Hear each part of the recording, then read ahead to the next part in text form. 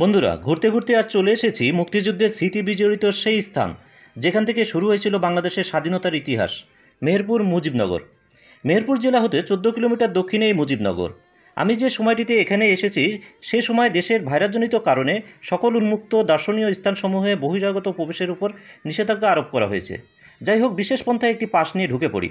চলেন সামনে যাওয়া যাক। সামনে মুজিবনগর স্মৃতিসৌধ।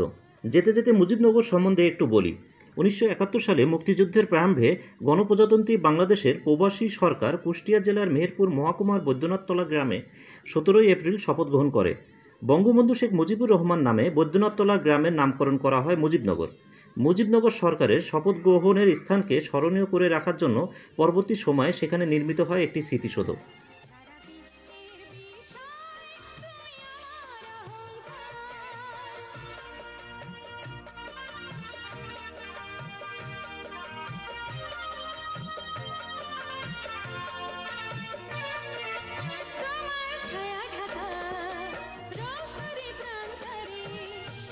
নিয়ে যাচ্ছি মুজিবনগর স্মৃতিসৌধের স্মৃতিস্তম্ভে।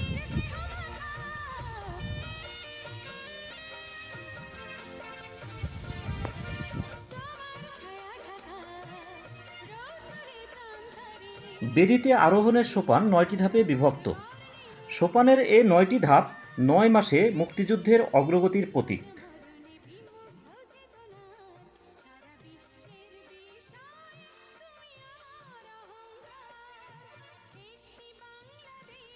প্রায় 20 একর জমির উপরে নির্মিত এই স্মৃতিসৌধ। 23টি কংক্রিটের ত্রিকোণাকার স্তম্ভের সমন্বয়ে এই স্মৃতিসৌধ নির্মিত। স্থপতি তানভীর কবিরের নকশায় এই স্মৃতিসৌধকে উদীয়মান সূর্যের প্রতীক বলে মনে করা হয়। 23টা স্তম্ভ পাকিস্তানের 23 বছরের শাসনের প্রতীক।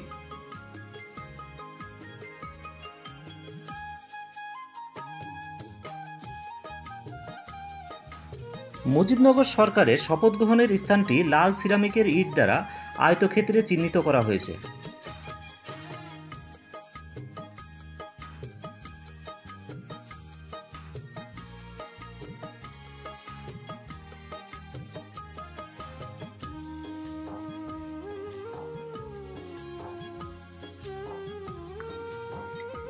কেউ অম্রকানন বলেন, আবার কেউ বলেন আমবাগান। আমি আমবাগানই বললাম। এমন চমৎকার আমবাগানটির মালিক ছিলেন কুষ্টিয়ার মেহেরপুরের ভবের পাড়ার জমিদার বৈদ্যনাথ বাবু। বৈদ্যনাথ বাবুর নাম অনুসারে দিনে দিনে জায়গাটির নাম হয়ে ওঠে বৈদ্যনাথতলা। প্রায় 40 একরের মতো জায়গা নিয়ে এই আমবাগান। এখানে আম গাছ আছে প্রায় 1300টি।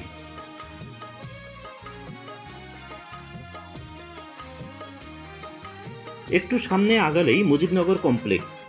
প্রায় 80 একর জায়গার উপরে দাঁড়িয়ে আছে এই মুজিবনগর কমপ্লেক্স। মুক্তিযুদ্ধের স্মৃতিসৌধের পর এখানে সবচেয়ে আকর্ষণীয় হলো বাংলাদেশের মানচিত্র। আমরা এখন এই মানচিত্রটা দেখার জন্য সামনে যাচ্ছি। বাংলাদেশের সর্ববৃহৎ মানচিত্রটি এই মুজিবনগর কমপ্লেক্সে স্থাপন করা হয়েছে, যা আমাদের যুদ্ধকালীন অবস্থার রূপক। কোথায় কখন কি যুদ্ধ হয়েছে, শরণার্থীরা কিভাবে সে সময় ভারতে গিয়েছিলেন বা দেশ ছেড়েছিলেন, বাংলাদেশের ভৌগোলিক অবস্থান অনুযায়ী মহান মুক্তিযুদ্ধের 11টি সেক্টরকে ভাগ করে দেখানো হয়েছে এই মানচিত্রে।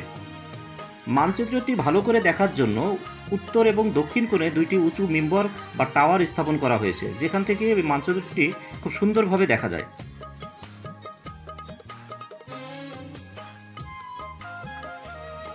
চলেন মানচিত্রটি দেখার জন্য আমরা উঁচু টাওয়ারে উঠব, যাতে করে সম্পূর্ণ ভিউটি পাওয়া যায়।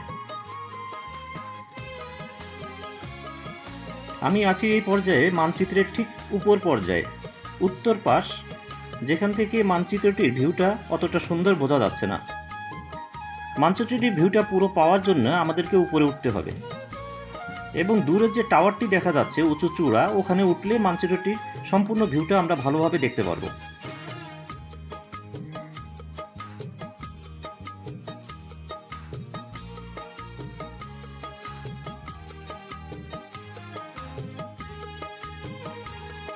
আমরা মানচিত্রের প্রায় দক্ষিণ সাইডে চলে এসেছি। আমাদের আরও ভালো ভিউ পাওয়ার জন্য এই পিছনের টাওয়ারটিতে উঠতে হবে। এখানে কৃত্রিম লেক দ্বারা মানচিত্রে বঙ্গোপসাগরের অবস্থানকে বোঝানো হচ্ছে।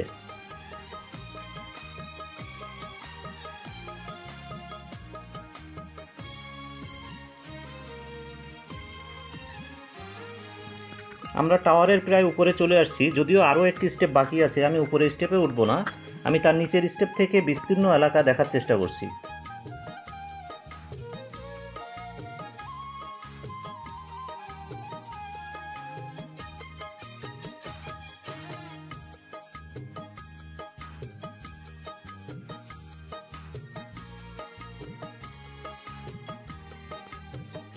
এই হলো বাংলাদেশের মানচিত্র, যা এখনও পর্যন্ত বাংলাদেশের সর্ববৃহৎ মানচিত্র হিসেবে গণ্য করা হয়।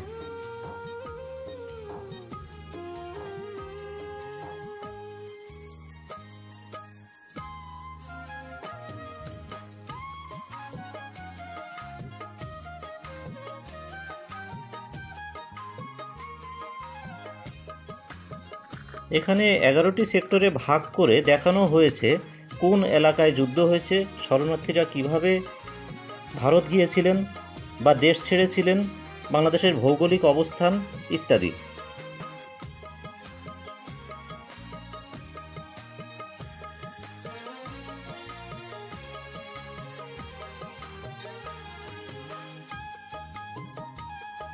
ম্যাপের দক্ষিণে বঙ্গোপসাগরকে বোঝানোর জন্য সুন্দর একটি লেক স্থাপন করা হয়েছে।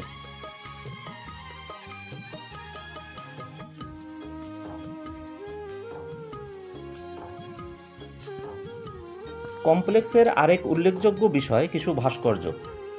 এই সব ভাস্কর্যের মাধ্যমে তুলে ধরা হয়েছে পাকিস্তান হানাদার বাহিনীর বর্বরতা ও মুক্তিযুদ্ধের বীরত্বের ইতিহাস।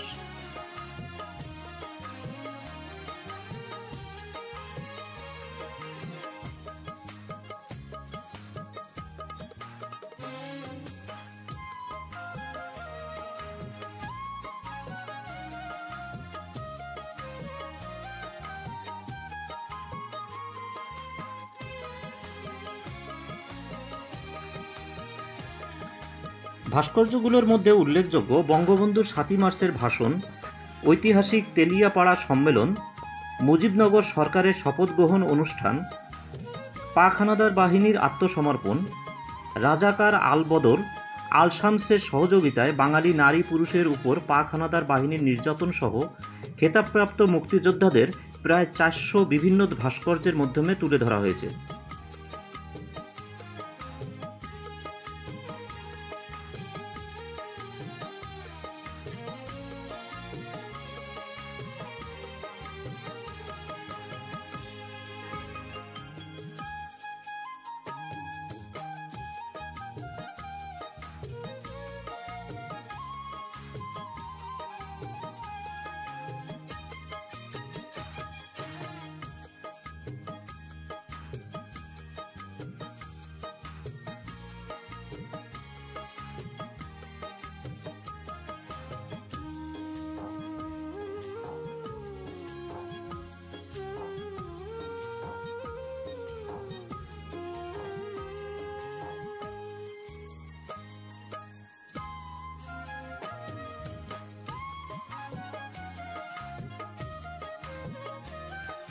Syed Nazrul Islam, Tajuddin Ahmed, Khondaker Mostaq Ahmed, AHM Kamaruzzaman, captain Mansur Ali, colonel MAG Osmani.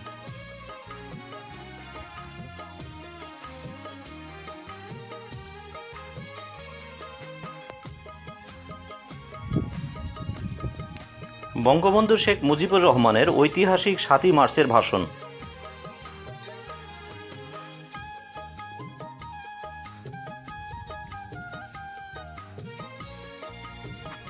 ভাস্কর্যের এ পর্যায়ে রাজাকার আলবদর আল শামসের সহযোগিতায় পাকিস্তান হানাদার বাহিনী কর্তৃক বাঙালি জাতির উপরে নির্যাতন ও নিপীড়নের কিছু চিত্র তুলে ধরা হয়েছে।